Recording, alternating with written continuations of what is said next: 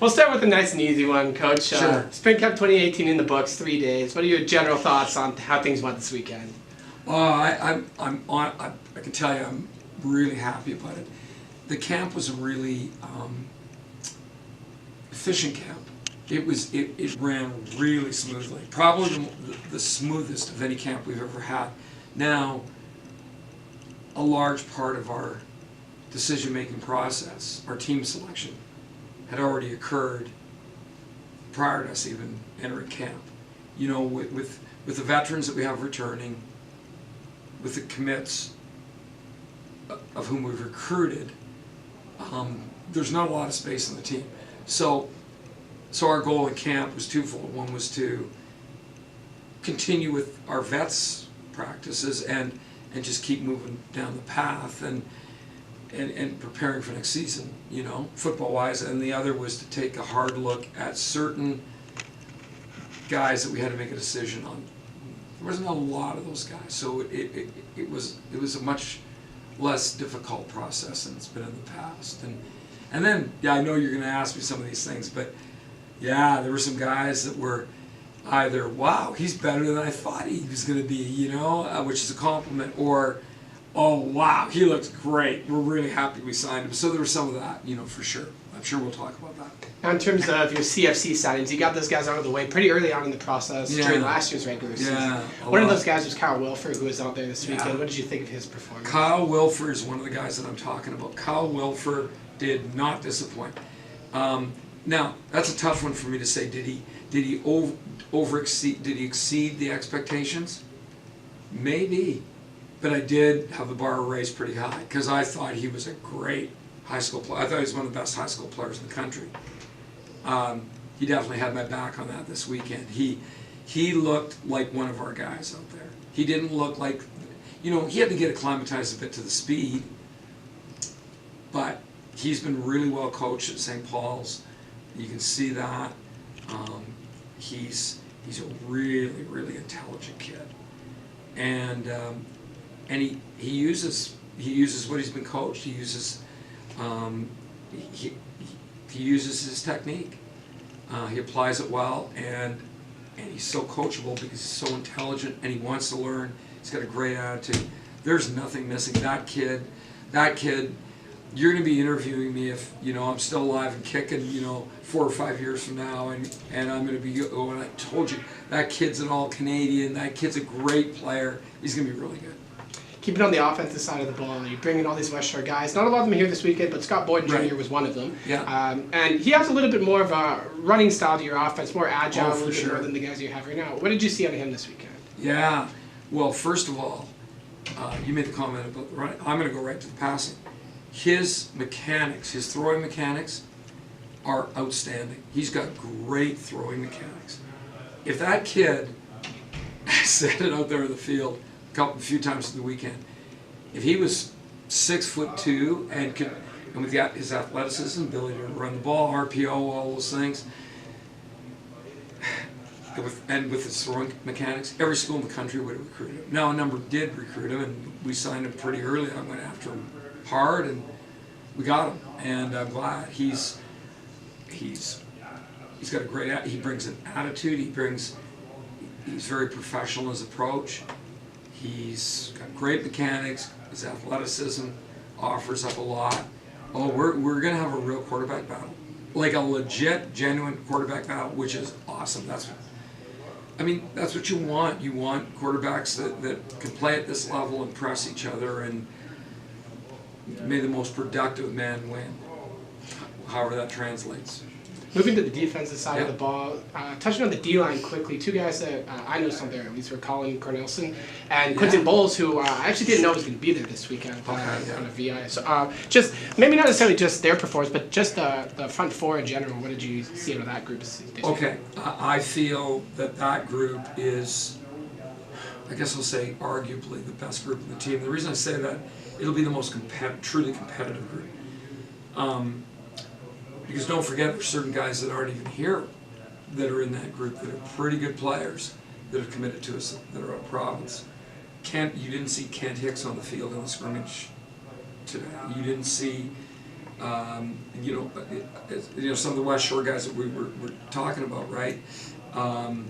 There's some key players. Chris Larson out of Toronto, wasn't here. The list goes on. So that's a crazy competitive group. That's by far the deepest group in the team, and it showed up. There were some guys that elevated their play. Newton Benson we recruited a year ago. I think you've interviewed me on Newton Benson in the past. He was a highly recruited kid, coming out of BC. We got him, came here, way too heavy, way too big. I mean, he was, 350, 353 or something. Really good athlete and not a great body. And he's been working, dropping weight, getting stronger. He had a really good spring camp. He had a little tough time at the beginning of the scrimmage today.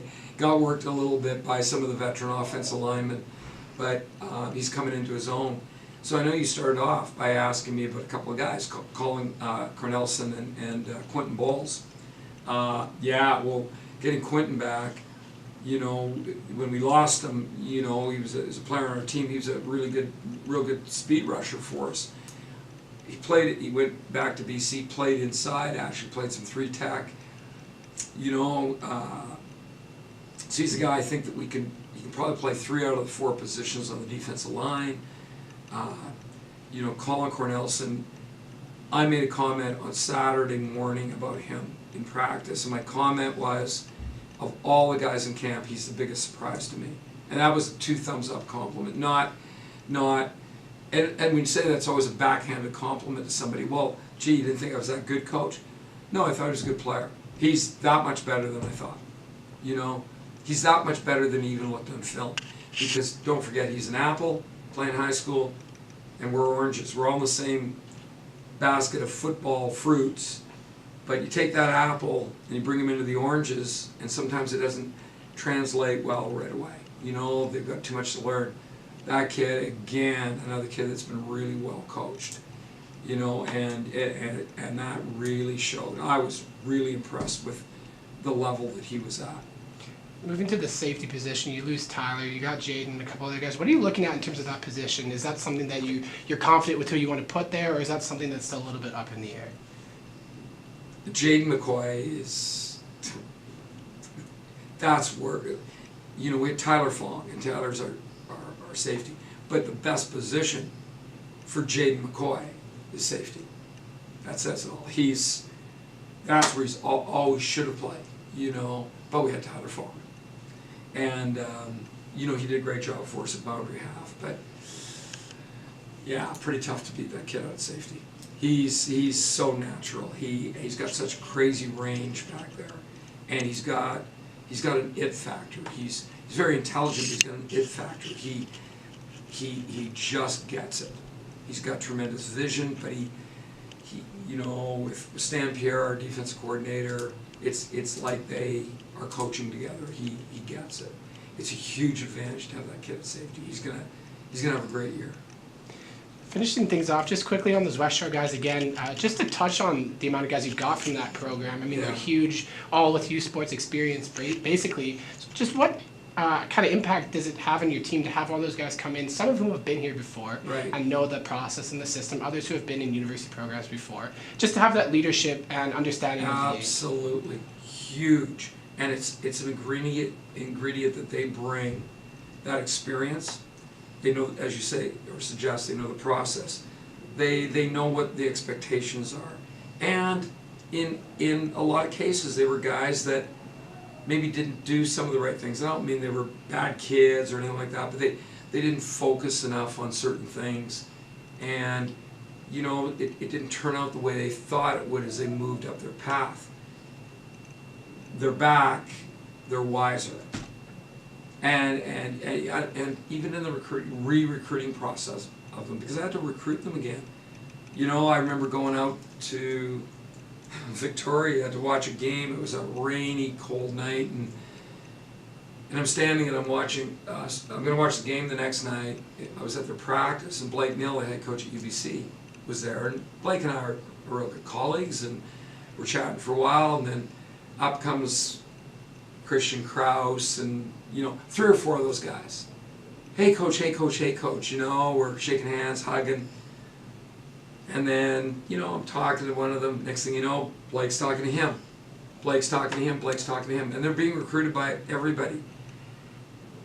So I had to re-recruit them and fight the recruiting wars, but in the process I could see a lot. You see the growth, and you see they were more professional, they were more thoughtful, they were more wary, they were more experienced, and I truly believe that not just their abilities, but I think that they're going to bring confidence, they're going to bring leadership in various ways and forms into that locker room.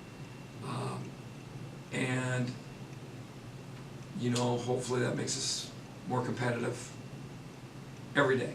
Every day in practice, every day in film, and every weekend, you know. So, yeah, happy to get a whole truckload of those guys, I'll tell you, for sure.